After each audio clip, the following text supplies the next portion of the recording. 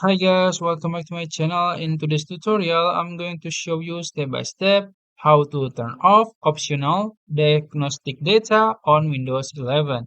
This setting allows Windows to send Microsoft additional information about your device, app activity, performance, and system errors. To turn it off, you can go to your settings. I'm gonna search it, settings, and then hit enter.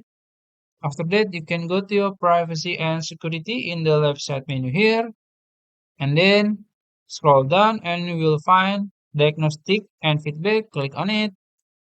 And then as you can see, there is option to send optional diagnostic data. You can just click on it to turn it off. Now Windows will stop sending the additional diagnostic information. However, it will continue sending the required data needed to keep your device secure, updated, and working properly. If the setting is unavailable, your computer may be managed by your workplace or organization. So I think that's it. If you found this video helpful, please like this video and subscribe to my channel. Thank you.